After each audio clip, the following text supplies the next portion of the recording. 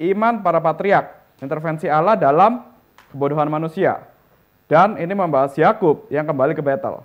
Kalau membahas Yakub dan dikaitkan dengan kebodohan, ini tema yang menarik. Karena begitu saya mempelajari, ketika saya mempersiapkan bagaimana seorang Yakub, ini memang seorang yang di Alkitab itu ternyata banyak sekali digambarkan memiliki karakter yang negatif.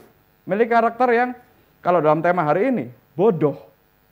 Sangat bodoh sampai harus mengalami intervensi dari Tuhan sendiri. Jadi dari sini kita akan belajar bagaimana ketika Tuhan memberikan janji kepada para patriark, kepada anak Tuhan, kepada umat Tuhan, itu pasti melibatkan perubahan karakter, pasti melibatkan proses, pasti melibatkan pendidikan yang tidak mudah. Ada jangka waktu yang panjang, ada karakter yang harus dirubah, ada pembentukan sifat yang tidak enak yang harus dialami. Ketika Yakub pertama kali dia mendengar firman Tuhan, janji Tuhan di Betel. Mari kita buka pasal 28, Kejadian pasal 28 ayat 13. Secara singkat ini Yakub waktu dia lari dari kejaran Esau karena dia menipu Esau, saudaranya, untuk dia dapat hak kesulungan.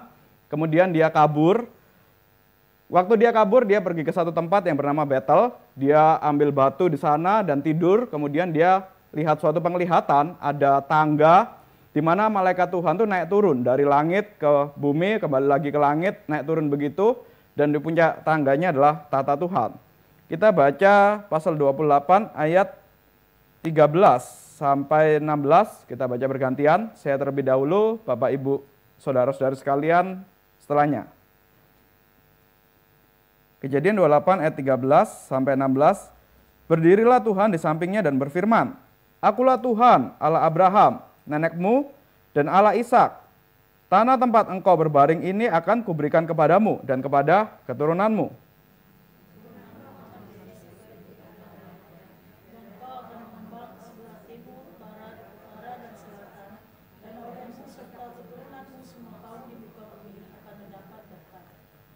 Sesungguhnya aku menyertai engkau, dan aku akan melindungi engkau kemanapun engkau pergi, dan aku akan membawa engkau kembali ke negeri ini. Sebab aku tidak akan meninggalkan engkau, melainkan tetap melakukan apa yang kujanjikan kepadamu.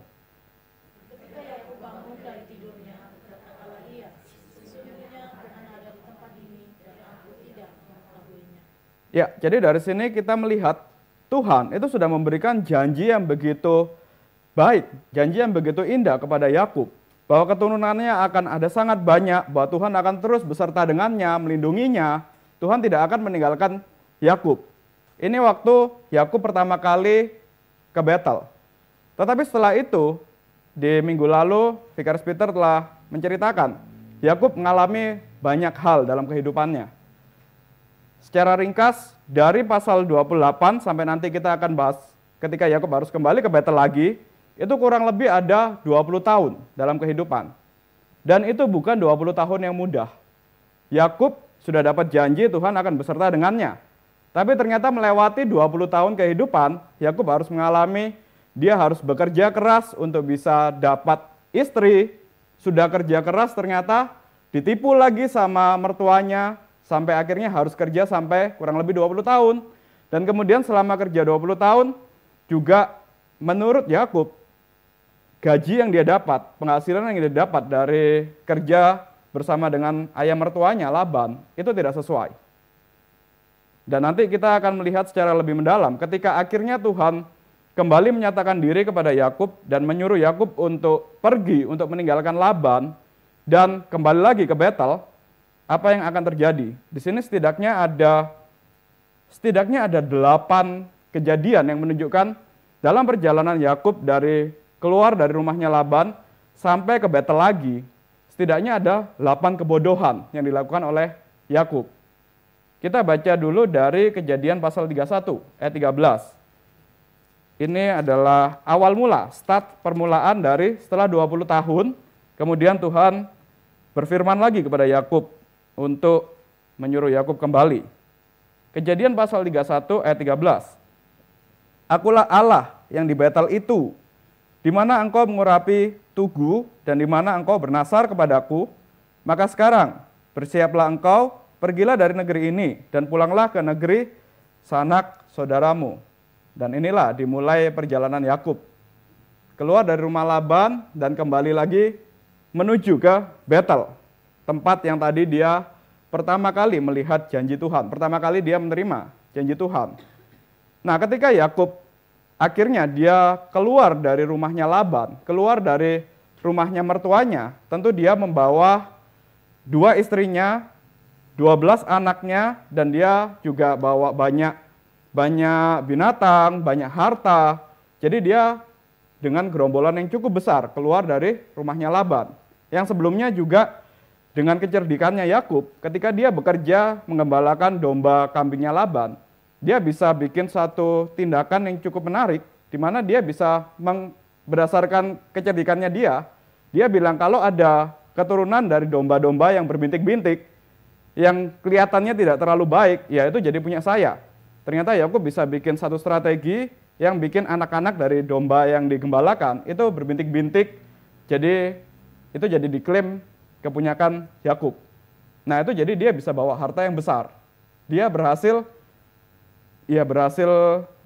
menipu, bisa dibilang menipu dari ayah mertuanya. Singkat cerita, akhirnya dia keluar dari ayah mertuanya, pergi ke Betel. Dan dalam perjalanan, kita lihat pasal 31 kitab Kejadian ayat 32. Ini terjadi sesuatu yang menarik. Ini kebodohan pertama dari seorang Yakub. Ayat 32, tetapi pada siapa engkau menemui dewa-dewamu itu? Janganlah ia hidup lagi. Periksalah di depan saudara-saudara kita segala barang yang ada padaku dan ambillah barangmu. Sebab Yakub tidak tahu bahwa Rahel yang mencuri terafim itu. Jadi di sini yang pertama, Yakub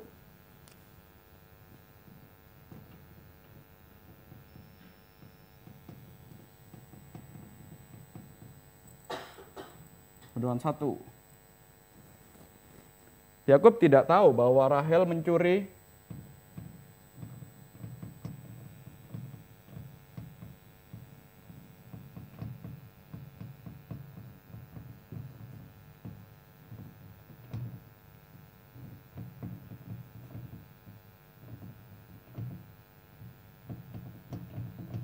Jadi ketika Yakub akhirnya keluar dari rumahnya mertuanya, kemudian dia akhirnya bisa agak ambil jarak dengan mertuanya, tiba-tiba dia dikejar oleh mertuanya, oleh Laban. Laban menuduh Yakub kalau dia mencuri terafim, dia mencuri idol, dia mencuri satu seperti patung, seperti alat untuk pemujaan dewa dari mertuanya. Nah, di sini yang menarik, Yakub tidak tahu kalau memang ternyata tuduhan yang dituduhkan kepada Yakub oleh Laban itu benar. Bahwa ternyata memang benar-benar ada yang mencuri idolnya, ada yang mencuri berhalanya milik ayah mertuanya. Dan yang mencuri itu ternyata adalah istrinya sendiri, istri yang sebelumnya dikatakan istri yang dicintainya. Tapi kok bisa istri yang dicintainya ketika dibawa pergi untuk kembali ke Betel, dia nggak tahu kalau istrinya itu mengambil barang yang bukan kepunyaannya sendiri. Bahkan barang itu bukan barang biasa, tapi barang itu adalah penyembahan dewa lain, penyembahan berhala. Berarti di sini kan kita bisa lihat, Yakub ini tidak peduli dengan istrinya. Ya, di sini bukan Yakub yang ada di sini. Kalau kita lihat Yakub di sini ya Yakub yang di Alkitab. Nggak ada kaitannya. Jadi maaf, nggak bermaksud melihat Yakub yang di sini. Yakub yang di Alkitab ini tidak peduli dengan istrinya. Yakub ini begitu ketika dia keluar dari rumahnya Laban, apa yang dipikirkan oleh Yakub? Ternyata bukan keluarganya, bukan istrinya, bukan anak-anaknya, tetapi lebih kepada dirinya sendiri.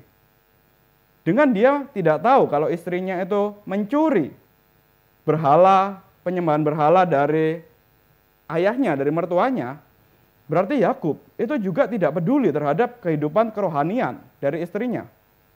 Kalau dia peduli kepada kehidupan kerohanian dari istrinya, kalau dia mengajarkan kepada istrinya janji yang Tuhan sudah nyatakan di Betel pada awalnya, Ada loh Allahnya bangsa, ada loh Allahnya keturunanku, ada loh Allahnya nenek moyangku. Dan Allah itulah Allah yang hidup, Allah itulah Allah yang harus kita sembah, itulah Allah yang sejati. Maka dia bisa menjauhkan istrinya, baik Rahel, baik Lea, dari penyembahan berhala. Dia bisa mengajarkan untuk mereka tidak menyembah berhalanya. Tetapi ternyata di sini, dengan Rahel itu mencuri berhala dari papanya, berarti mengindikasikan kalau Yakub ini gagal mengajarkan kepada istrinya siapa Tuhan yang benar, siapa Tuhan yang patut untuk disembah. Dia tidak peduli dengan kerohanian dari istrinya. Ini kebodohan yang pertama. Yakub memang mencintai Rahel. Yakub memang akhirnya juga dia menikahi Lea dan akhirnya punya banyak anak dari Lea. Memang kalau ngomong secara seksual, ngomong secara relasi suami istri, memang Yakub berhasil lah. Dia menunjukkan cintanya, bisa punya banyak anak dari Rahel dan juga dari Lea. Tapi kalau ngomong soal relasi rohani, relasi yang menyuruh mengajarkan istrinya untuk datang kepada Tuhan, dia gagal. Akhirnya istrinya tetap kepada penyembahan berhalanya, tetap hatinya terkait kepada berhalanya, sampai akhirnya dia mencuri berhala milik papanya. Dan kemudian kalau kita lihat juga di ayat yang ke-32 tadi, pasal 31, dengan ketidakpeduliannya Yakub, dia dengan mudah mengatakan, tetapi pada siapa engkau menemui dewa-dewamu itu, janganlah ia hidup lagi. Berarti di sini Yakub juga dengan dia tidak peduli dengan istrinya, dan dia dengan mudahnya mengatakan, ya udah kamu carilah di antara rombonganku ini di mana ada dewa-dewa itu. Kalau ketemu, ya kamu bunuh aja nyawanya. Dengan dia tidak peduli pada istrinya, dengan dia tidak melihat kepada istrinya, dia sebenarnya mengancam nyawa dari istrinya. Dia menganggap nyawa, kehidupan dari istrinya, ataupun kalau bukan istrinya, anak-anaknya, rombongannya, itu dianggap remeh. Dia anggap selama aku tidak terbukti, akunya tidak terbukti untuk mencuri, yang lain ya nggak masalah. Yang lain mau kamu bunuh, yang lain mau kamu ambil nyawanya, tidak masalah. Jadi di sini kelihatan betapa Yakub ini melihat pada dirinya sendiri. Dia tidak melihat kepada istrinya, dia tidak memperhatikan kerohanian dari istrinya. Bahkan dia tidak mempedulikan nyawa dari orang-orang yang menjadi rombongannya. Yang ternyata memang tuduhan yang dituduhkan kepada Yakub itu benar, memang ada yang mencuri. Maka sebenarnya kalau benar-benar pada waktu itu Rahel ketahuan, barangnya ada di Rahel. Kalau Yakub sudah terlanjur mengatakan, ya nyawanya boleh diambil, berarti bisa dong. Waktu itu Laban kalau mau membunuh Rahel. Tapi ternyata tetap dalam kedaulatan Tuhan, Rahel berhasil juga menipu ayahnya, jadi berhalanya nggak ketemu. Jadi di sini kita bisa lihat Yakub itu hanya peduli pada dirinya sendiri, dia hanya peduli pada nama baiknya sendiri. Ini kebodohan yang pertama. Dia tidak tahu istrinya yang mencuri berhala. Kemudian yang kedua, Yakub itu dia playing victim. Kalau kita lihat di pasal 31 ayat 36 sampai 42.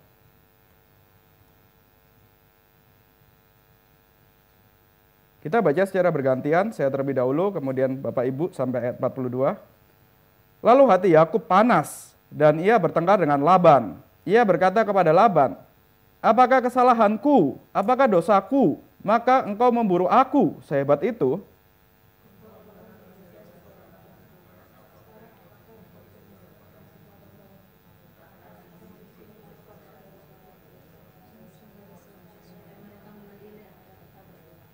Selama 20 tahun ini, aku bersama-sama dengan engkau.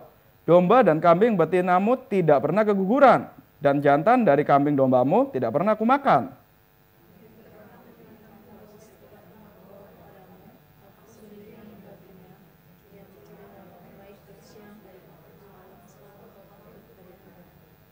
Aku dimakan panas hari waktu siang, dan kedinginan waktu malam, dan mataku jauh daripada tertidur.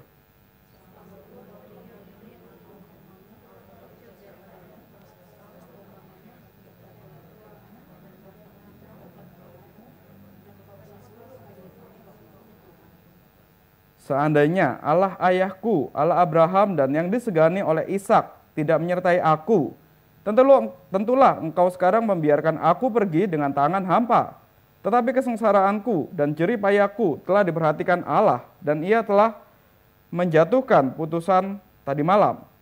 Jadi di sini kita lihat, Yakub sedang, dia merasa dirinya sebagai korban. Dia memposisikan dirinya sebagai korban, dia playing victim. Kebodohan yang kedua.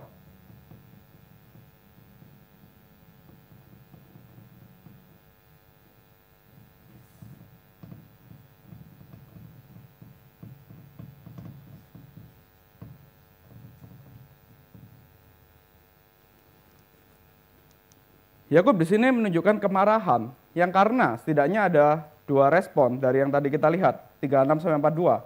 Yang pertama, Yakub menuduh Laban, menganggap Laban bahwa dia telah menuduh Yakub sebagai pencuri tanpa dasar. Yang sebenarnya memang benar ada yang mencuri dari keluarganya Yakub. Tapi dia menuduh, merasa kalau tuduhan yang dituduhkan kepadanya itu akan mencemarkan nama baiknya, itu akan membuat dia dianggap sebagai pencuri. Maka dia mengatakan tuduhan ini tanpa dasar. Maka dia marah. Dia merasa dirinya patut untuk marah karena tuduhan yang dianggap tanpa dasar. Kemudian yang kedua, Yakub menuduh Laban itu telah bertindak curang waktu Yakub bekerja selama 20 tahun bersamanya. Jadi kalau kita lihat dari dua respon ini, dia merasa tertuduh dan dia merasa Laban itu curang, maka dia merasa dia berhak untuk marah. Dia merasa dia bisa marah. Padahal kalau kita lihat agak mundur sedikit ke pasal 30 ayat 2.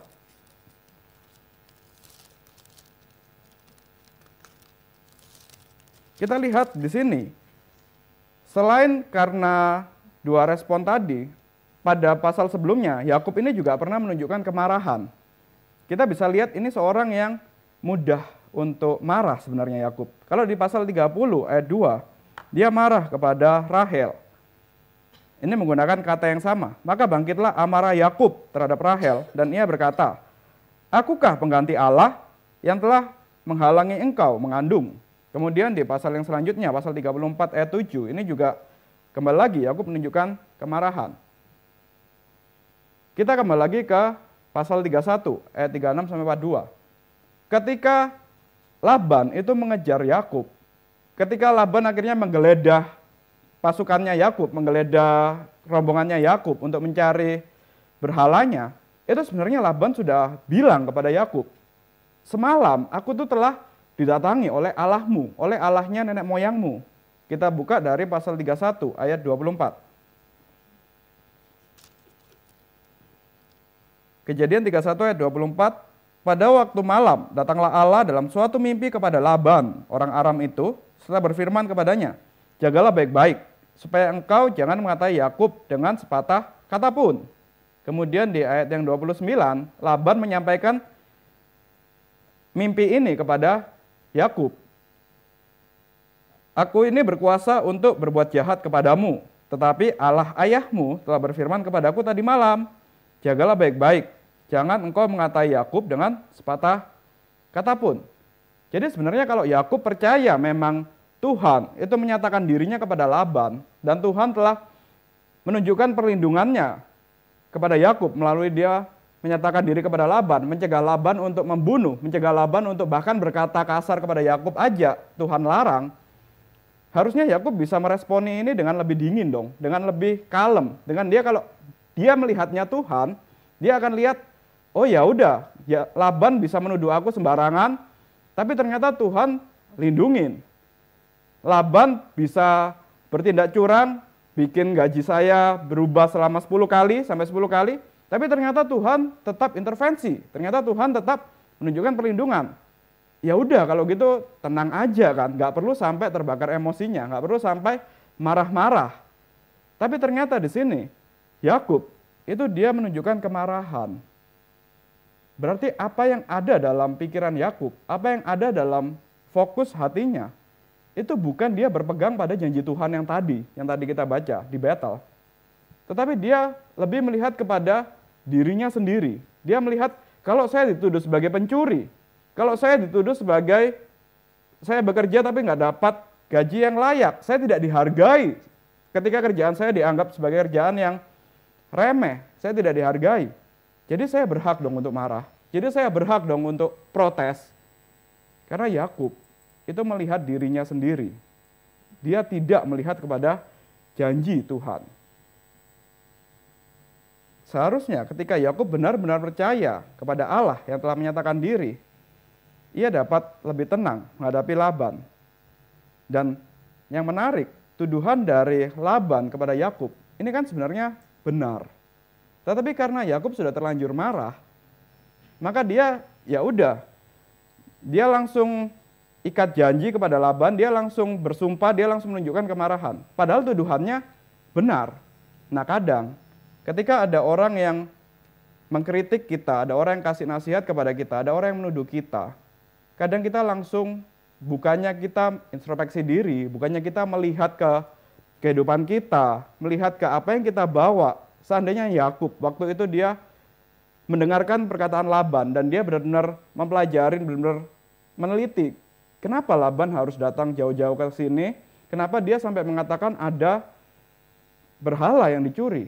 Harusnya dia bisa dong lihat ke keluarganya, ke pasukannya, ke rombongannya, tuh dia cari, benar nggak sih yang terbukti? Benar nggak sih yang dikatakan? Apakah terbukti memang ada idolnya itu, ada berhalanya itu, atau memang ini tuduhan kosong? Nah, kalau Yakub dia bisa dengan tenang, dia tidak merasa egonya itu ternodai dengan tuduhan dari Laban, maka dia akan menemukan memang ada berhala di sana. Yang nanti kita akan lihat, akhirnya Tuhan tetap menyuruh untuk Yakub untuk juga membakar berhala itu, tapi nanti setelah sampai di Betel.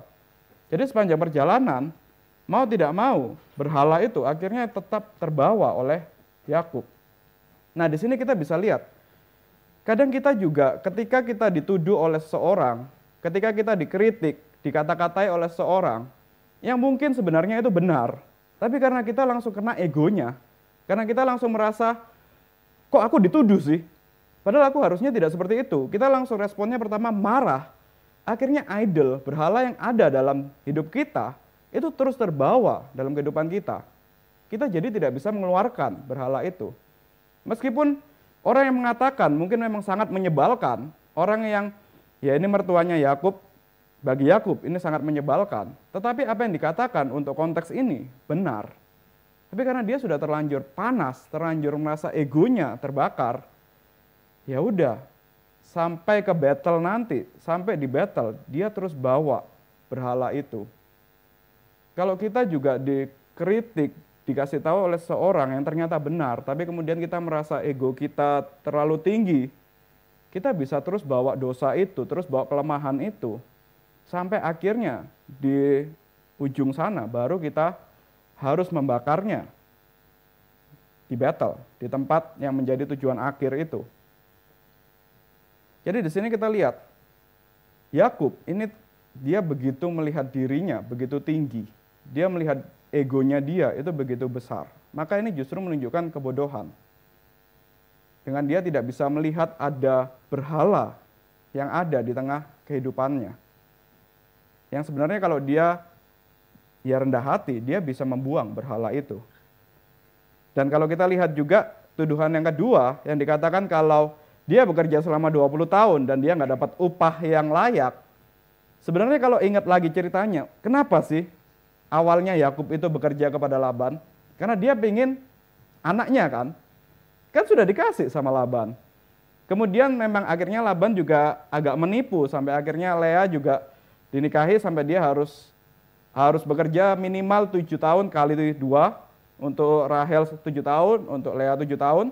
Tapi kemudian juga ya ada, memang Laban ini tidak jujur, memang Laban ini mengubah upah. Tapi kalau Yakub bisa lihat sebenarnya apa yang Laban berikan kepada Yakub itu sudah cukup, dia sudah dapat 2 anak. Kemudian dia juga punya domba-domba, punya hartanya sendiri.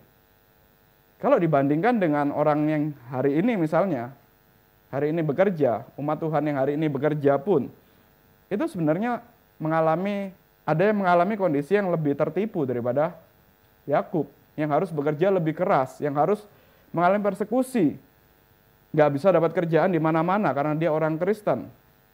Saya sempat melihat video orang Kristen di Pakistan.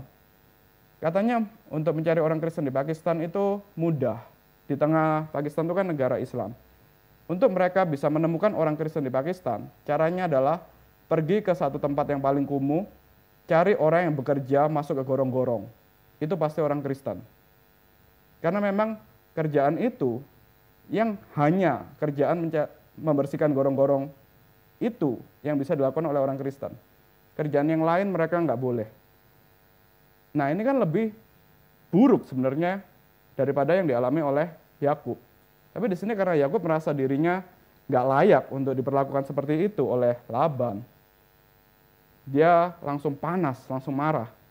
Jadi dia merasa dirinya lebih tinggi, dia merasa dirinya begitu besar. Maka dia ketika Laban datang, dia langsung merasa diri sebagai korban, playing victim. Orang yang playing victim, orang yang merasa diri sebagai korban, itu sebenarnya adalah orang yang egonya terlalu tinggi, orang yang terlalu sombong. Maka dia merasa, kok kasihan ya diriku, kok dia ada self pity, itu karena dia merasa seharusnya aku mendapatkan sesuatu yang lebih tinggi daripada, ya menurut dia sendiri, daripada yang dia alami. Itulah kebodohan yang kedua dari Yakub. Dan kebodohan yang ketiga, Yakub ini yang tadinya sudah mendengar firman Tuhan, janji Tuhan,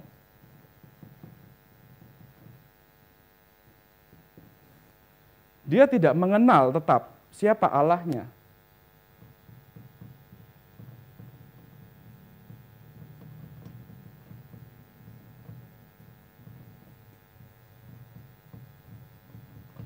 Ini satu ironi. Kalau kita baca dari yang tadi, 20 tahun yang lalu, Yakub itu sudah mendengarkan janji dari Tuhan. Dan dia sudah bikin mezbah di Betel. Tapi ternyata dia tetap tidak kenal Allah. Buktinya kita buka dari pasal 31 kitab Kejadian ayat 53.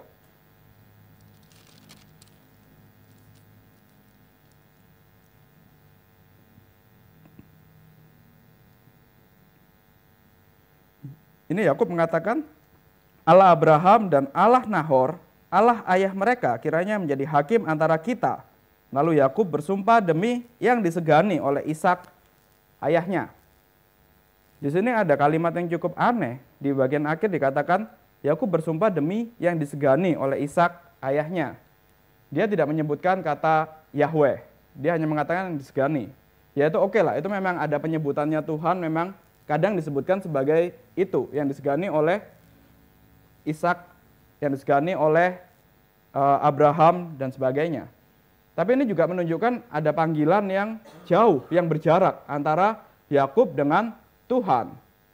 Tetapi yang lebih aneh lagi di bagian yang di atasnya, dia mengikat janji dengan Laban dengan mengatakan Allah Abraham dan Allah Nahor. Nahor, keturunannya saudaranya dari Abraham. Nah, di sini Allah Abraham itu kita mengenalnya dalam perjanjian lama sebagai Yahweh.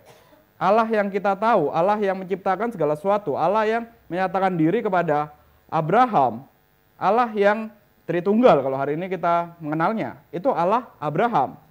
Tetapi siapa Allah Nahor? Singkatnya, Allah Nahor ini memang meskipun Abraham dan Nahor itu masih ada saudara, tapi Allah Nahor itu bukan Yahweh. Ini Allah asing, ini Allah yang lain. Tetapi di sini Yakub itu dengan mudahnya dia mengikat janji dengan orang yang menyembah Allah yang lain dan mengatakan biarlah Allah Yahweh dan Allah Nahor itu yang jadi hakim kita. Berarti dia tidak mengenal kekudusan Allah, tidak mengenal kekudusan Allah Yahweh. Dia dengan sembarangan mengikat perjanjian antara Allah yang benar dengan yang tidak benar. Ini menunjukkan betapa Yakub tidak mengenal Allahnya. Betapa Yakub itu sembarangan dalam dia mengikat janji dengan Tuhan yang lain. Yakub membiarkan berhala itu tetap ada dalam keluarganya. Yakub membiarkan berhala tetap ada dalam hidupnya dengan dia mengikat janji kepada Allah yang lain. Ini ironi. Ternyata orang yang mendengar firman Tuhan, orang yang mendengar janji Tuhan, itu pun juga masih bisa tidak mengenal Allah. Karena dia cuma melihat, ya udah Tuhan yang berjanji, tapi yang penting aku. Yang terutama adalah aku. Jadi ya udah, aku ikat janji kepada siapapun juga nggak masalah. Toh aku yang besar kan, aku yang utama kan. Makanya, kalau hari ini ada beberapa pemudi juga, mungkin kita juga punya anak yang berusia remaja, pemuda, biasanya kan bergumul untuk mencari pasangan. Kalau kita menganggap diri kita besar, kalau pemuda-pemudi menganggap dirinya lebih besar daripada Tuhan, mereka akan dengan mudah untuk cari pasangan yang beda iman. Karena menganggap Tuhan itu hanya pelengkap dalam hidup saya. Jadi ya udahlah, Tuhannya saya dan saya yang menikah dengan orang yang beda iman, yang Tuhannya nanti kita bersatu dalam rumah tangga, kita anggap Tuhannya sebagai pembantu saya, Tuhan saya pembantu saya, dan Tuhan dia pembantu dia. Maksudnya di sini ya, kalau menganggap Tuhan itu kecil, maka bisa digabung-gabungkan kayak gitu. Ini menunjukkan kalau egonya, kesombongan dalam dirinya itu begitu besar. Menganggap Tuhan itu bisa dipermainkan dengan mengikat janji dengan Allah-Allah yang lain. Ini sesuatu yang mengerikan. Ini sesuatu yang menunjukkan kebodohan dari Yakub. Dia sungguh-sungguh tidak menganggap kekudusan Allah, dan dia sungguh-sungguh tidak menganggap Allahnya itu sebagai Allah yang sejati. Dia anggap setara Allahnya dia dengan Allah dari Nahor. Jadi di sini Yakub itu tidak mengenal Allah. Dan karena Yakub tidak mengenal Allah, ini yang paling penting. Setelah itu dia mengalami kebodohan-kebodohan yang lain. Kebodohan yang keempat.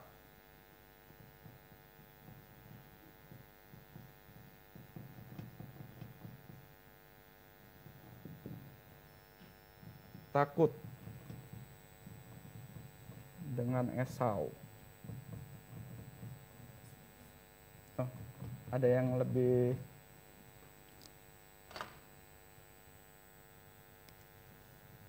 yang lebih bagus. Ya, yang keempat, Yakub takut dengan Esau. Karena dia, balik lagi, dia tidak mengenal Allah. Ketika Yakub itu harus semakin dekat posisinya dengan Esau, akhirnya ketahuanlah kalau dia masih menyimpan ketakutan dengan Esau. Mari kita baca Kejadian pasal 32 ayat 6 sampai 8.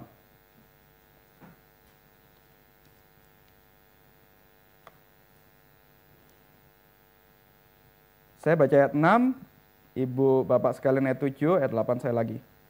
Kemudian pulanglah para utusan itu kepada Yakub dan berkata, kami telah sampai kepada kakakmu, kepada Esau, dan ia pun sedang di jalan menemui engkau, diiringi oleh 400 orang.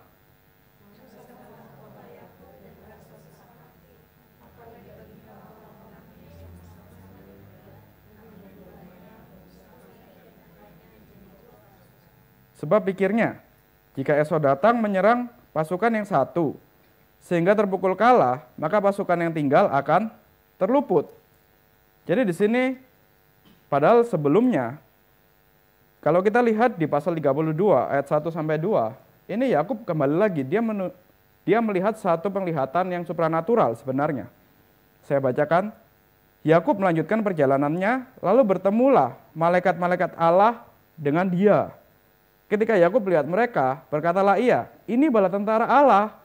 Sebab itu dinamainya tempat itu Mahanaim.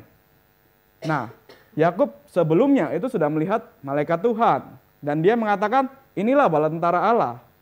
Yang berarti Yakub melihat ada penyertaan Tuhan di sana. Ada perlindungan Tuhan. Dengan Tuhan menyatakan malaikat-malaikatnya yang beserta dengannya.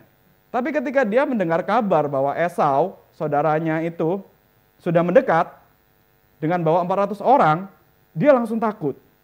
Jadi di sini Yakub itu tidak percaya kepada Allah. Dia tetap lebih takut kepada Esau daripada penglihatan supranatural yang menyatakan bahwa Allah telah melindunginya. Ini menarik karena ternyata orang yang pernah melihat malaikat sekalipun itu masih takut sama manusia. Masih takut dengan ancaman yang lebih nyata, yaitu saudaranya yang mau membunuh.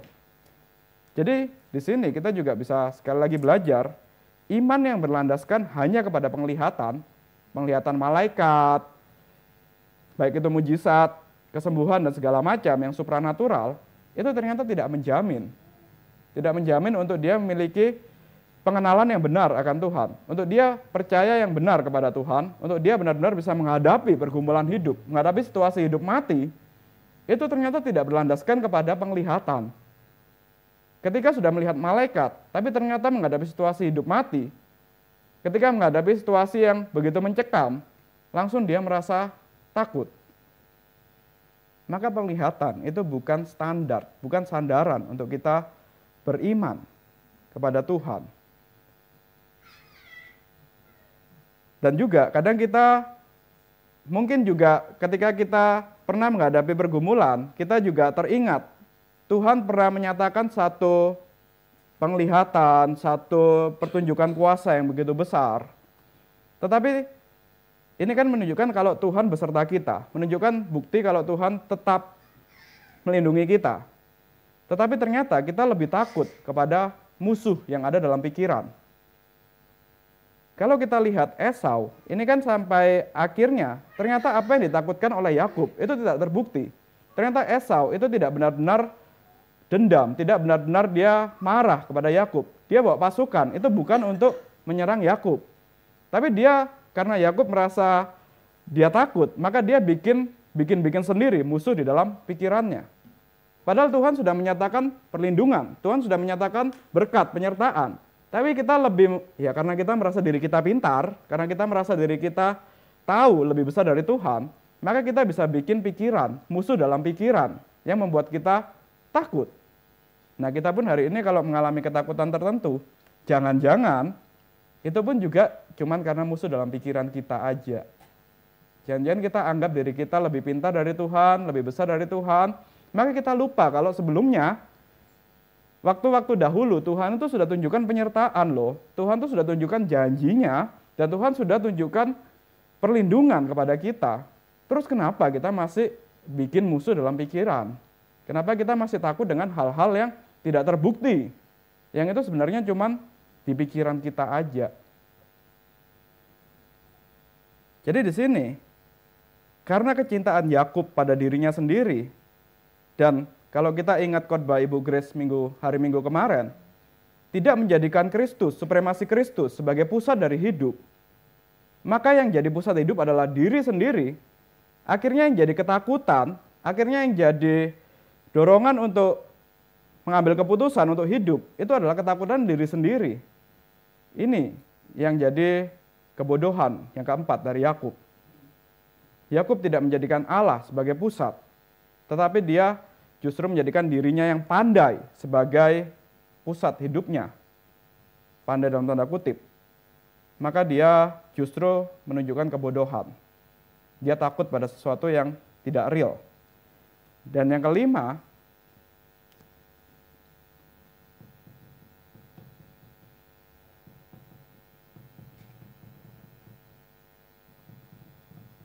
Yakub berdoa setelah dia takut,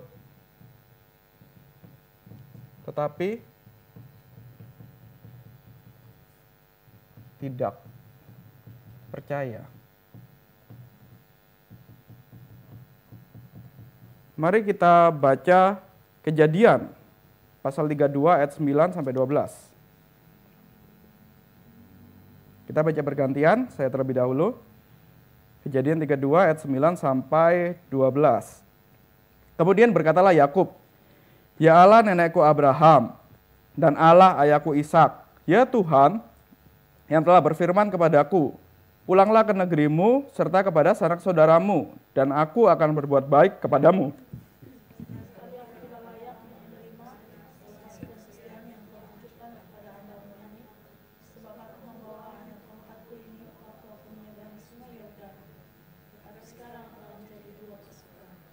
Lepaskanlah kiranya aku dari tangan kakakku, dari tangan Esau, sebab aku takut kepadanya. Jangan-jangan ia datang membunuh aku, juga ibu-ibu dengan anak-anaknya."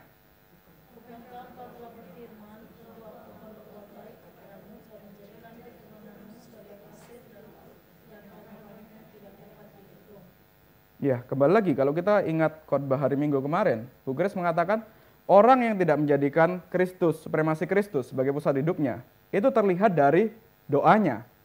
Dan kalau kita lihat dari doanya Yakub, terutama di ayat yang ke-11, lepaskanlah kiranya aku dari tangan kakakku, dari tangan Esau, sebab aku takut kepadanya. Jangan-jangan ia datang membunuh aku, juga ibu-ibu dengan anak-anaknya. Doanya itu benar-benar untuk kepentingan dirinya sendiri, kepentingan jasmaninya sendiri, supaya dia tidak dibunuh. Ya ini bukannya kita anti, kalau kita berdoa, kita dalam kondisi yang susah, memang kita ada kalanya memang berdoa untuk ya minta pertolongan Tuhan. Akunya juga keluar banyak, Tuhan tolongku, Tuhan pimpin aku. Tapi kalau kita belajar dari pemazmur, ketika sudah menyampaikan keakuannya, kebutuhanku, biasanya pemazmur itu mengajarkan untuk kita segera mengalihkan pandangan kita kepada Tuhan. Jangan ke aku lagi. Tapi kita percaya bahwa Tuhan itu meskipun dalam waktu kita berdoa itu masih penuh pergumulan, tapi Tuhan telah berjanji, Tuhan yang telah setia, Tuhan yang akan tolong. Maka kita nggak perlu lagi terlalu fokus kepada diri sendiri terus. Setelah berdoa ya kita pandanglah pada Tuhan, lihat kepada Tuhan. Jangan lihat ke akunya lagi. Tapi di sini Yakub setelah dia berdoa, apa yang dilakukan? Yakub ini justru dia kalau lihat di ayat-ayat selanjutnya, dia melakukan tindakan-tindakan yang ini menjadi puncak dari kebodohan Yakub. Kebodohan yang ke-6.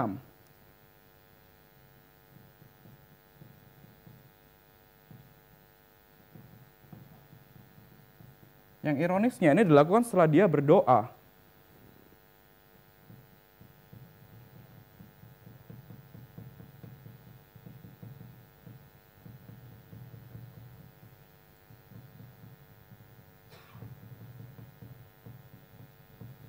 Mengorbankan keluarganya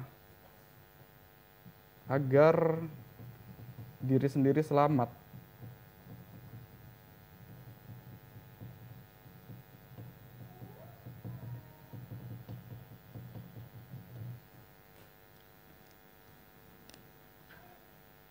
Mari kita lihat di ayat yang ke-20 sampai 24.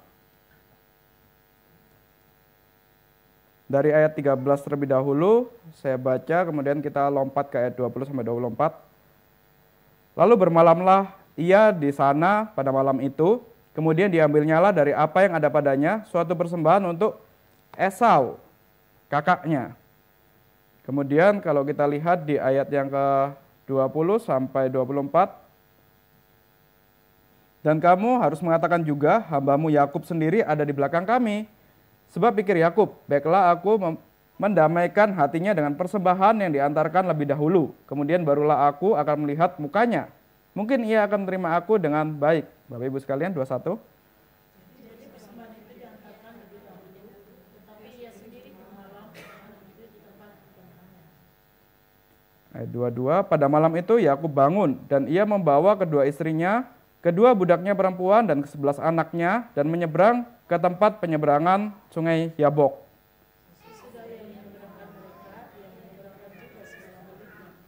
Lalu tinggallah Yakub seorang diri dan seorang laki-laki bergulat dengan dia sampai fajar menyingsing. Sampai sini. Jadi kalau kita lihat Yakub ketika dia tidak percaya, setelah dia berdoa, dia langsung atur strategi yang begitu baik sebenarnya. Jadi Yakub pertama dia mengirim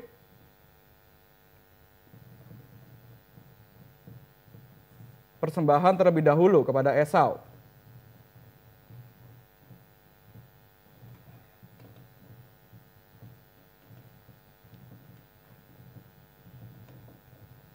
Jadi di sini setelah Yakub berdoa kepada Tuhan dan dia tetap takut kepada Esau, sebenarnya dia apa yang ditakuti oleh manusia itu bisa menjadi Tuhannya.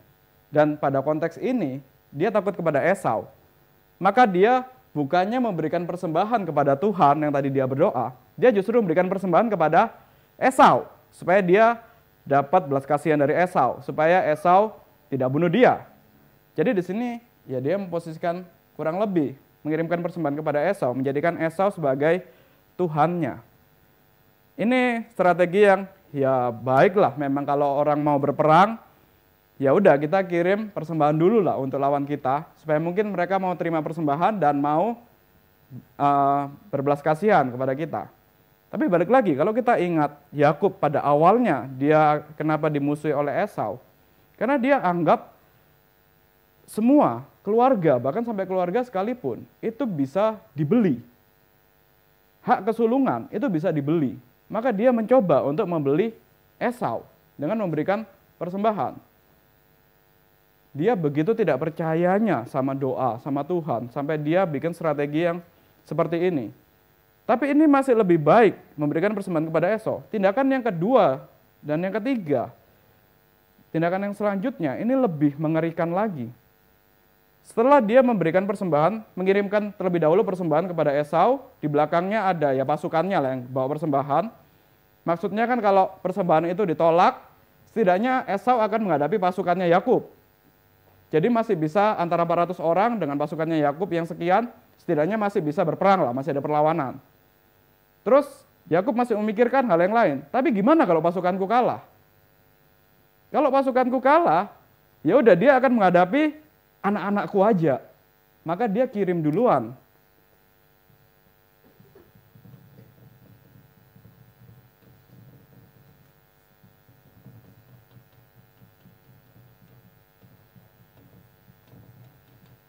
Dia kirim anaknya di depan untuk melawan Esau. Dan yang setelah anak-anaknya baru istrinya. Terus Yakubnya sendiri di mana? Dia tetap di seberang, dia tetap melihat dari jauh. Jadi dia tuh bayangannya seandainya ini semua sudah kalah, sudah diserang, dia masih ada jarak untuk dia lari secepat-cepatnya. Dia masih bisa menyelamatkan diri. Ini begitu licik orang ini. Jadi dia mengorbankan, ya mending anakku yang 11 itu dan istriku mati, tapi aku bisa lari. Ini rencananya strategi dari Yakub. Bagi Yakub ini adalah suatu strategi yang jenius. Tapi bagi Alkitab, bagi firman Tuhan, ini suatu kebodohan. Dia mengorbankan keluarganya. Dia anggap keluarganya itu hanya sekedar tameng aja, hanya sekedar ya objek aja yang tidak lebih penting daripada dirinya sendiri. Akhirnya dia memutuskan untuk ambil jarak 1 malam untuk dia tinggal sendirian di tempat itu.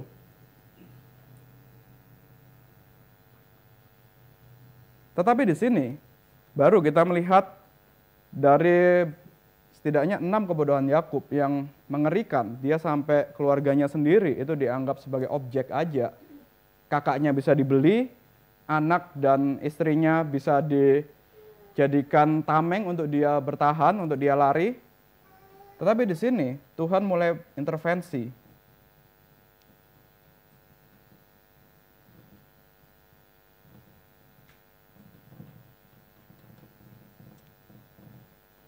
Mari kita baca pasal 32 ayat 24 sampai 32. Kita baca bergantian. Saya terlebih dahulu, Bapak Ibu, kemudian. Pada malam itu Yakub bangun dan ia membawa kedua istrinya, kedua budaknya perempuan dan 11 anaknya dan menyeberang di tempat penyeberangan sungai Yabok. Ayat 23.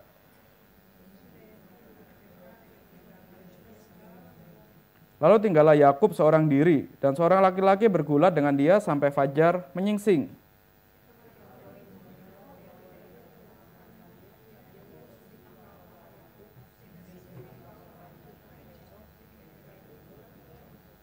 Lalu kata orang itu, biarkanlah aku pergi, karena fajar telah menyingsing. Sahut Yakub, aku tidak akan membiarkan engkau pergi, jika engkau tidak memberkati aku.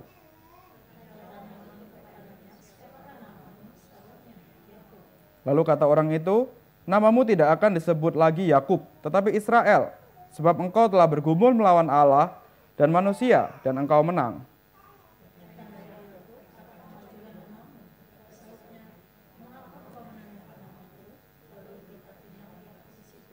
Yakub menamai tempat itu Peniel, sebab katanya, aku telah melihat Allah berhadapan muka, tetapi nyawaku tertolong.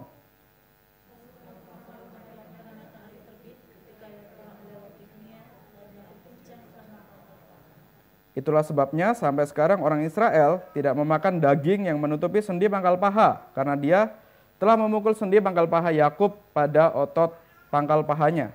Jadi di sini kita bisa lihat ketika Yakub akhirnya sendirian di Peniel, Tuhan menyatakan diri, Tuhan mendatangi Yakub dan dia bergumul dengan Yakub semalam-malaman. Dan Yakub di sini dikatakan dia bisa bertahan.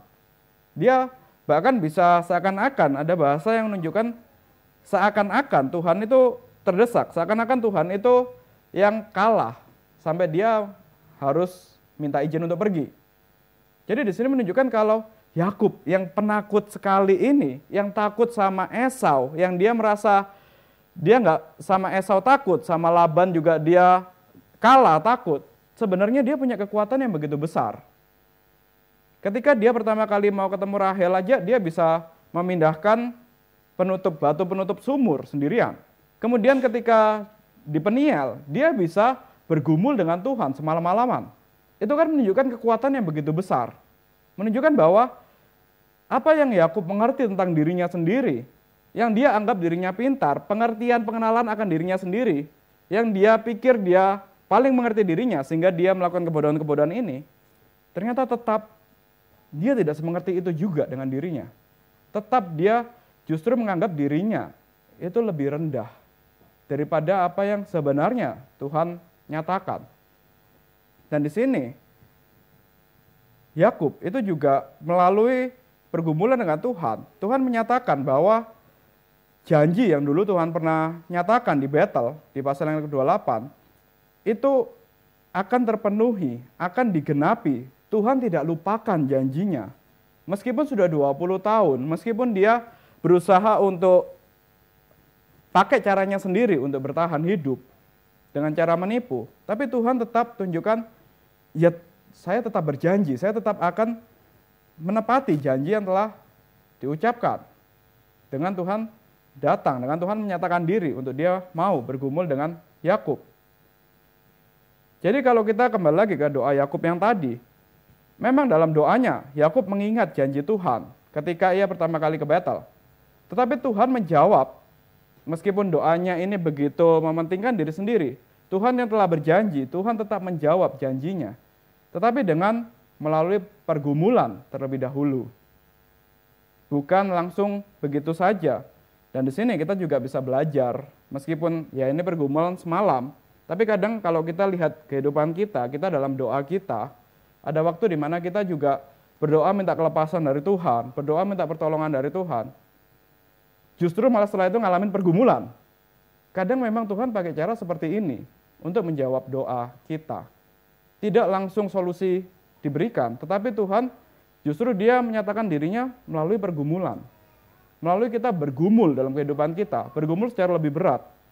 Justru di sini Yakub itu belajar dari bergumul dengan Tuhan. Yakub yang tadinya kalau kita lihat dari sini, secara moral dia tidak siap untuk menerima janji Tuhan. Secara moral dia tidak siap untuk benar-benar menerima berkat Tuhan, untuk benar-benar menerima jawaban dari doa. Maka Tuhan memberi dia pergumulan agar dia belajar untuk hidup berlandaskan pada iman. Setelah dia bergumul sendirian, benar-benar sendirian, hadap-hadapan dengan Tuhan. Ya kita pun juga minta jawaban atas pergumulan kita, minta jawaban pertolongan dari Tuhan, kemudian kita ngalamin situasi sendirian dan hanya bisa berhadapan-hadapan dengan Tuhan.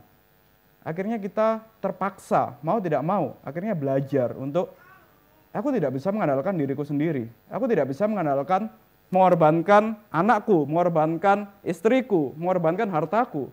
Sudah nggak ada apa-apa. Jadi apa yang bisa aku andalkan sekarang? Yakub diajarkan untuk mulai bersandar pada iman. Bukan hanya pada sekedar dalam doa, dia memang mengerti pengertian akan Tuhan, pengertian akan janji Tuhan. Tetapi ternyata untuk bisa benar-benar dia bersandar, beriman kepada Tuhan, itu bukan cuma dari pengertian, tapi dari justru mengalami pergumulan. Justru dari pergumulan dengan Tuhan, Yakub bersandar pada imannya. Dan dari sini juga Yakub belajar. Kalau dahulu ketika dia dengan Esau bertengkar, itu gara-gara dia mau hak kesulungan. Kemudian dia akhirnya diberkati oleh ayahnya, tapi dengan cara menipu. Kali ini Yakub belajar dari pergumulan. Kalau dia akhirnya bisa lepas dari pergumulan itu, lepas dari melawan, ya akhirnya dia mendapat berkat dari Tuhan. Itu bukan dari hasil menipu, bukan dari hasil dia mengandalkan kepandaiannya sendiri, bukan berdasarkan keturunan aja. Kalau selama ini kita lihat dari di sini, Yakub memang dia mengatakan, iya aku akan berjanji menggunakan nama Allah Abraham. Kemudian juga di sini dia mengatakan Allah yang dihormati oleh ayahku. Jadi dia beriman itu berdasarkan keturunan pada waktu dia masih dalam kebodohan. Melalui pergumulan, dia juga belajar untuk beriman. Itu karena perjumpaan pribadi dengan Tuhan. Justru di dalam pergumulan. Bukan lagi beriman hanya sekedar karena teori. Beriman bukan hanya sekedar karena ya orang tua aku Kristen, dari dulu aku Kristen, maka aku juga harus Kristen. Tetapi melalui pergumulan lah, ya aku belajar. Melalui perjumpaan dengan Tuhan, ini iman yang sejati. Melalui perjumpaan dengan Tuhan, bergumul dengan Tuhan, dia mendapatkan berkat yang sejati. Bukan sekedar keturunan. Maka di sini, pergumulan itu menyadarkan kita bahwa pengenapan janji Tuhan itu bukan sekedar pengertian, tetapi benar-benar menuntut untuk kita berjumpa secara pribadi dengan Kristus. Justru dalam pergumulan. Maka bersyukurlah kalau kita hidup penuh pergumulan. Kalau hidup kita seakan-akan begitu berat, seakan-akan begitu mengancam nyawa kita, seakan-akan malam ini tidak akan berakhir, tidak ada hari esok, pergumulan yang begitu berat. Tapi justru di sana kita belajar untuk mengenal siapa Tuhan yang beserta kita dalam lembah kekelaman. Di sanalah kita bisa mengenal siapa Kristus justru ketika dalam pergumulan. Dan di sini kita juga belajar untuk kita bisa sungguh-sungguh beriman, kita benar-benar harus berjumpa secara pribadi dengan Tuhan. Harus benar-benar melalui pengenalan, yaitu perjumpaan. Kalau Yakub ini memang gambarannya dia ada pertarungan fisiknya. Kita pun juga dalam menghadapi pergumulan, seakan-akan kita mengalami sentuhan fisik dari Tuhan, yaitu gambaran.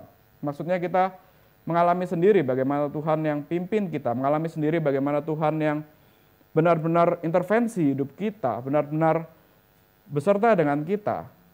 Barulah kita benar-benar mengenal Yesus Kristus. Barulah kita benar-benar bisa tahu iman saya ini bukan sembarangan. Melalui perjumpaan pribadi dengan Kristus. Dan tentu saja ini juga tetap inisiatif dari Tuhan. Maka kita perlu berdoa, kita perlu meminta untuk Tuhan juga, ya dia nyatakan dirinya. Dalam pergumulan justru kita bisa berjumpa dengan Tuhan.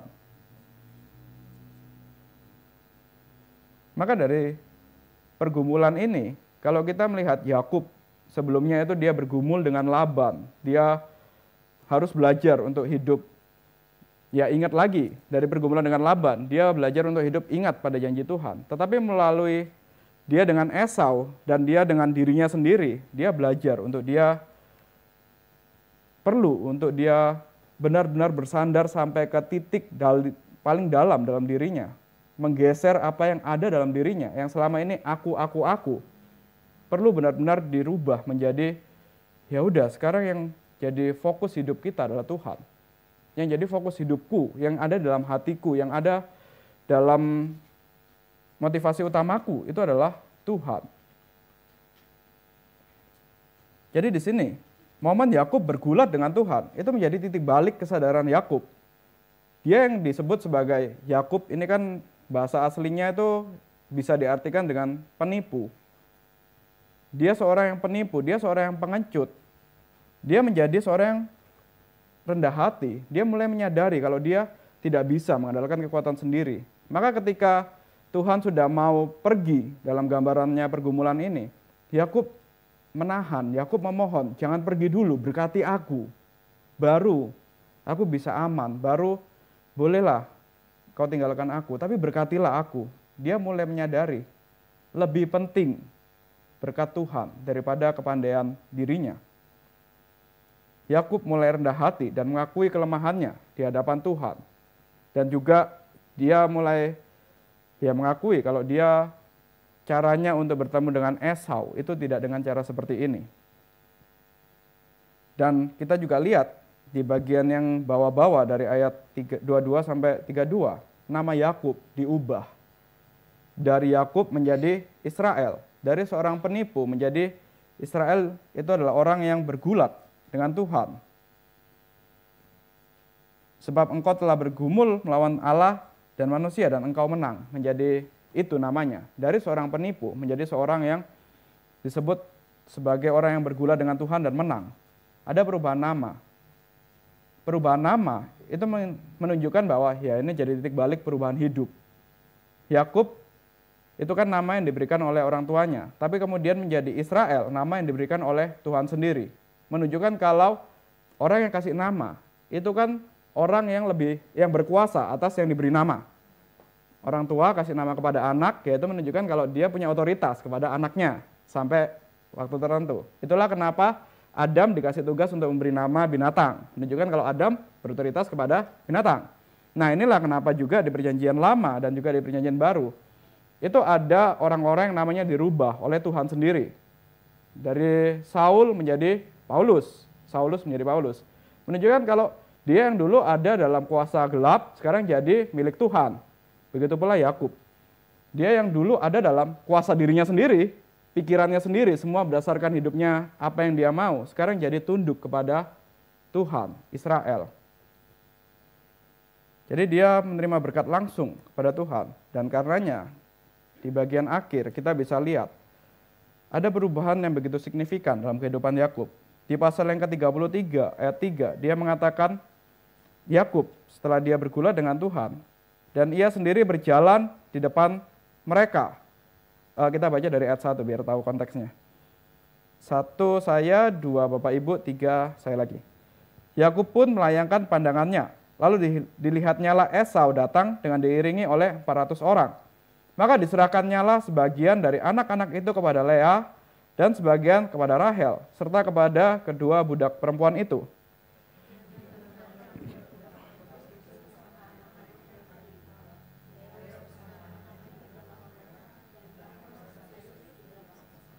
Dan ia sendiri berjalan di depan mereka, dan ia sujud sampai ke tanah 7 kali, sehingga ia sampai ke dekat kakaknya itu. Sudah cukup? Terima kasih. Jadi kita lihat di sini, dari Yakub yang awalnya dia maunya di belakang aja, mengorbankan istri anaknya. Setelah dia bergumul dengan Tuhan, dia belajar untuk beriman dari pergumulannya. Akhirnya dia berani untuk memimpin, berani untuk ada di depan, berani untuk dia menjadi yang sulung, jadi yang di depan. Kalau seandainya memang harus mati, kalau Esau memang masih dendam, setidaknya Yakub aja yang mati, aku aja yang mati. Keluarga aku bisa lari cepat-cepat. Dia mulai menunjukkan karakter Kristus. Meskipun akhirnya ternyata Esau sudah mengampuni. Jadi di sini kita belajar dalam perjalanan Yakub mengimani janji yang Tuhan beri. Itu tidak langsung terjadi begitu aja. Ada sekitar 20 tahun kehidupan yang membentuk karakter yang begitu sulit. Harus melewati berbagai pergumulan. Harus ada perubahan karakter menjadi serupa dengan Kristus. Baru di situ Yakub menunjukkan dia menjadi seorang yang baik, seorang bapak patriark yang menjadi teladan. Dan di ayat yang ke-20, pasal 33, Yakub mulai mengatakan, ia mendirikan mezbah di situ dan dinamainya itu Allah Israel, ialah Allah. Kalau dahulu dia mengatakan Allah Abraham, Allah ayahnya, sekarang dia mengatakan Allah Israel, Allah saya adalah Allah. Melalui pergumulan, nanti kita juga setelah melewati pergumulan, perubahan karakter, mungkin kita baru bisa mengatakan, ya Allahku, Tuhan Yesus adalah Allahku. Mulai ada relasi yang lebih mendalam bukan cuman Allah ayahku, Allah nenek moyangku, tapi Allahku sendiri yang telah mengubah karakter hidupku, yang telah memimpinku. Inilah Yakub. Sampai akhirnya meskipun di ayat 34, di pasal 34 kita melihat masih ada pergumulan dan masih ada sedikit sisa-sisa dari diri Yakub yang dia masih menganggap namanya itu penting. Kalau kita lihat di pasal 34 ayat 30 misalnya, dan ayat 31, ini kisah Dina. Ketika Dina anaknya itu diperkosa, singkat cerita saudara-saudaranya Dina menghabisi suku dari orang yang perkosa itu. Di ayat 30 Yakub berkata kepada Simeon dan Lewi, "Kamu telah mencelakakan aku dengan membusukkan namaku kepada penduduk negeri ini, kepada orang Kanaan dan orang Feris, padahal kita ini hanya sedikit jumlahnya. Apabila mereka bersekutu melawan kita, tentulah mereka akan memukul kita kalah dan kita akan dipunahkan, aku beserta seisi rumahku." Tetapi jawab mereka, "Mengapa adikku diperlakukan sebagai seorang perempuan sundal?" Masih ada sisa-sisa. Jadi pembentukan karakter dari Tuhan itu tidak semudah itu. Kita menjentikkan tangan langsung kita berubah karakternya. Kalau kita dibentuk karakternya oleh Tuhan, kehidupan kita sekarang lebih baik daripada 20 tahun yang lalu, daripada 10 tahun yang lalu. Tapi kita jangan lengah. Kadang masih ada sisa-sisa dari ego kita, mementingkan namaku daripada kebanggaan keluarga, daripada nama keluarga, dan ketika Yakub ngomong namaku ini kira-kira nama siapa yang dia ingat? Pasti Yakub, bukan Israel. Dia menganggap Yakub itu masih lebih penting. Kalau sampai nama Yakub itu dipermalukan oleh orang-orang di sekitar karena membunuh, menghabisi, genosida, maka itu akan memalukan. Yakub masih menganggap dirinya penting. Masih ada sisa-sisa dari kebodohannya. Tapi ini sudah tinggal sedikit, sampai akhirnya kita lihat ketika Yakub kembali sampai di Betel, barulah di sini intervensi Tuhan yang sesungguhnya yang menyatakan bahwa ya sudah, nggak perlu lagi soal nama, nggak perlu lagi kita melihat pada diri sendiri, ternyata Tuhan yang memimpin. Di pasal 35 ayat 5 saya bacakan, "Sesudah itu berangkatlah mereka dan kedahsyatan yang dari Allah meliputi kota-kota sekeliling mereka, sehingga anak-anak Yakub tidak dikejar." Kembali lagi Allah menyatakan bukan namamu yang penting, tapi dia tetap akan beserta, dia tetap akan menunjukkan kengerian kepada orang-orang sekitar berdasarkan Allah sendiri, bukan karena kita mementingkan cari nama kita sendiri. Dan sebagai penutup kita baca pasal 35 ayat 9 sampai 15 bergantian. Saya terlebih dahulu. Setelah Yakub datang dari Padan Aram, maka Allah menampakkan diri pula kepadanya dan memberkati dia.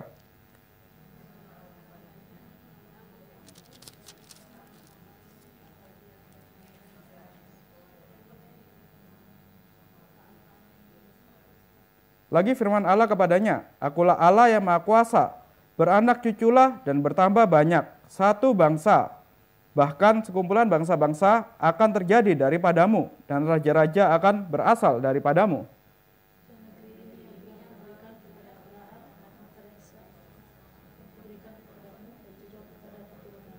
Lalu naiklah Allah meninggalkan Yakub dari tempat ia berfirman kepadanya.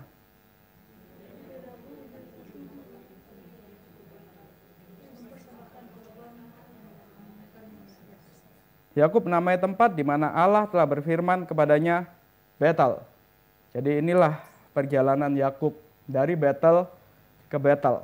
Ada perubahan karakter yang begitu besar, ada pergumulan antara diri sendiri dengan Tuhan, tetapi ternyata kesetiaan Tuhan, Tuhan yang setia pada janjinya, itulah yang menang. Itulah yang akhirnya membuat Yakub tetap sampai ke Betel, dan dia tetap di tengah segala kebodohannya, karakternya berubah dan dia tetap belajar untuk bersandar pada janji Tuhan. Inilah ketika kita juga ada kalanya mengingat janji Tuhan, mungkin 20 tahun yang lalu, 10 tahun yang lalu, kemudian sepanjang perjalanan hidup kita, mungkin dari muda sampai sekarang usia sudah senior, kita ngalamin berbagai pergumulan hidup, ya kita jangan lupa tetap ada Tuhan yang setia pada janjinya. Dia yang dahulu menyatakan dirinya pada kita, mengangkat kita sebagai anaknya. Meskipun kita dalam kehidupan jatuh lagi mengalami kebodohan, dia tetap setia. Yang akan membawa kita ke baitnya, Betel, itu kan rumah Tuhan. Yang tetap memimpin untuk kita sampai kepada rumah Tuhan. Kita menjadi sesuai karakter Kristus, kemudian gagal, tapi Tuhan tidak akan gagal untuk memimpin kita. Mari kita berdoa. Bapa kami yang di surga, kami bersyukur kepada Engkau melalui perjalanan Yakub yang dari Betel kembali ke Betel. Kami belajar meskipun Bapak dari Israel ini penuh dengan kelemahan, penuh dengan kebodohan, tetapi Engkau yang setia. Maka biarlah ini menjadi teladan, pengingat kepada kami di tengah kehidupan kami, bahwa Engkau yang telah berjanji untuk kami tiba di sana, untuk kami sampai pada tempat di mana Engkau telah sediakan tempat bagi kami di surga itu. Tetapi kami dalam perjalanan hari ini penuh dengan pergumulan, penuh dengan kebodohan, penuh dengan jatuh bangun. Tapi Engkau yang setia, maka biarlah itu yang terus kami pegang, dan biarlah ketika kami menghadapi pergumulan, kami belajar bahwa pergumulan ini menjadi satu momen, satu cara Engkau untuk membentuk karakter kami menjadi serupa dengan Kristus. Biarlah kami setia kepada Engkau, dan biarlah kami terus ingat dalam setiap pergumulan hidup kami, Engkau yang terus setia kepada kami. Dalam nama Tuhan Yesus kami berdoa. Amin.